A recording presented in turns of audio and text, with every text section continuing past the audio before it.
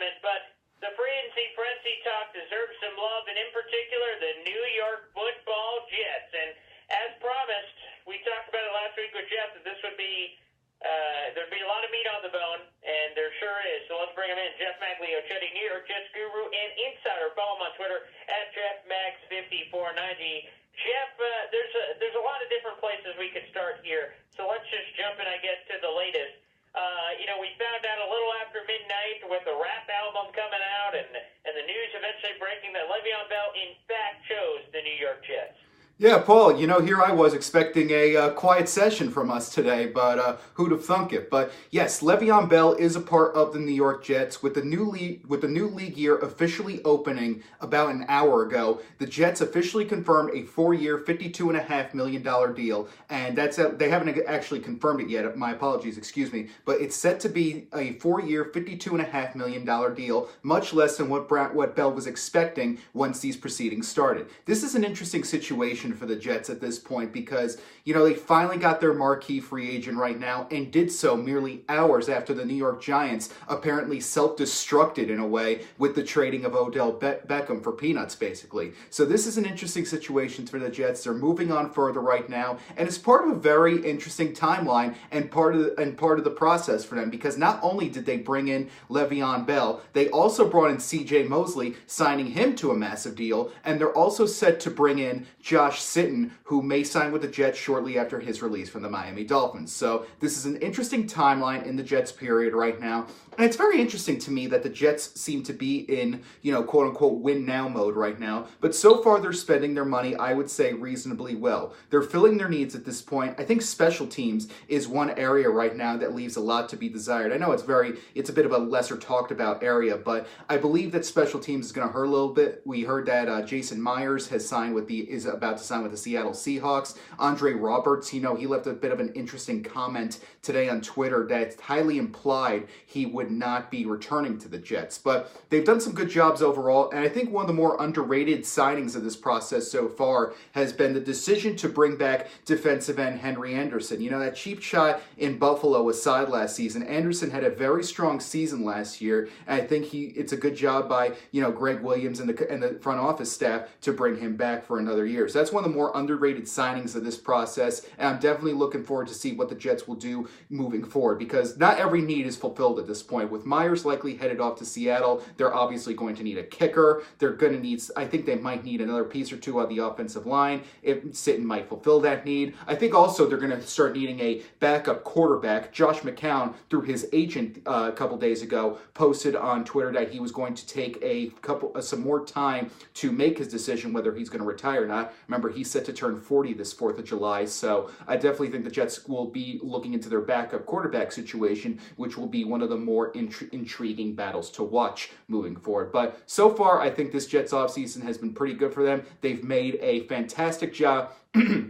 They've done a fantastic job bringing the guys they want in. And, it's interesting. This AFC is full of contenders, but the Jets appear to be in win-now mode, what it looks like. It kind of reminds me of what the Chicago Bears did this past offseason. They had the sophomore quarterback and Mitchell Trubisky. They brought in a big name on defense in Khalil Mack, and they ended up winning the NFC North. Maybe that's a bit of a leap for the Jets at this point, considering the Patriots still have this monopoly on the AFC East division. But I definitely think there are brighter times ahead for this organization moving forward. Of course, let's see it pans out. This is the Jets after all. There have been false saviors time and time again, but I'm looking forward to see what the Jets do with this newfound sense of confidence and this newfound sense of spending.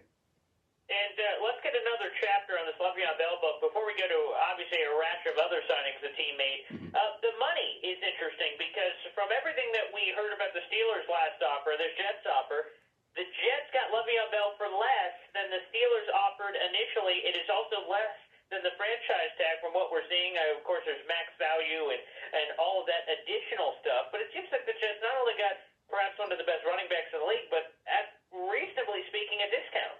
Yeah, it really is a bargain when you think about it. When you think of the big game that Le'Veon Bell talked about, in terms of his personal financial situation, he might have been better off simply accepting the Steelers' tag that they offered him last season, playing out the stretch either way. But this was interesting. I felt that some teams might have been, a little bit scared off based on Bell's standoffish attitude about the whole franchise tag situation. But I believe we've discussed this a couple of times over the past few weeks. But Le'Veon Bell is the right amount of controversy and baggage that the Jets can handle at this point. Because you look around this league right now, it's easier to find a unicorn, basically, than it is to find a true NFL superstar without any baggage attached to him. Even the greats, Tom Brady has, the Deflategate scandal attached to him still. People still bring that up from time to time. So, and you look at Antonio Brown. I think the one guy you can reasonably point to without any true baggage in this league is probably who? Larry Fitzgerald in Arizona, who's been just a class act throughout his career. But Le'Veon Bell was the right amount of baggage that the Jets could handle. And the fact that they were able to get a discount, it might be a loss for him, especially considering that Antonio Brown was able to get himself a bit of a promotion, a bit of a pay increase a bit of a raise during his negotiations with the Oakland Raiders and signing a deal with them. But for the Jets, this works out in the long run for them. They still have some money left over to re-sign their own guys and to negotiate with some further options right now. They're also going to be looking for a nickel corner right now, and they're also going to have to upgrade their special teams with Myers on the outs as well as Roberts, and looks like they're going to keep upgrading the offensive line with the discussions ongoing with Josh Sitton once, of course, he is officially released by the Dolphins. So some wise spending by the Jets at this point, but you know what? It all comes down to how the new coaching staff reacts to this new era. They've basically been given the keys to a sports car at this point. They came in with about a rundown 1990s Chevy Lumina at this point, and now they're driving the keys to a brand new Lamborghini. So we'll see what happens. It's definitely going to be one of the more intriguing storylines as we move forward this offseason and into the regular season, of course. Jeff Magliocchetti, New York Jets guru and insider for EliteSportsNewYork.com. Let's go to the other big one, C.J. Mosley on the defensive side of the ball. 5 years, $85 million, $51 million guaranteed. And I'll be honest, I thought with you, Jeff, I thought this was more of a pipe dream before Prince started. This was a pipe dream of my own, I guess. Let me clarify. No, of course. He was a player that I targeted, personally, that I said I would love to see him on the Jets, but I see Avery Williamson, I see Darren Lee. I don't know where he fits unless if you signed him, you'd immediately be either transitioning Darren Lee to outside linebacker or trading him or some other potential move.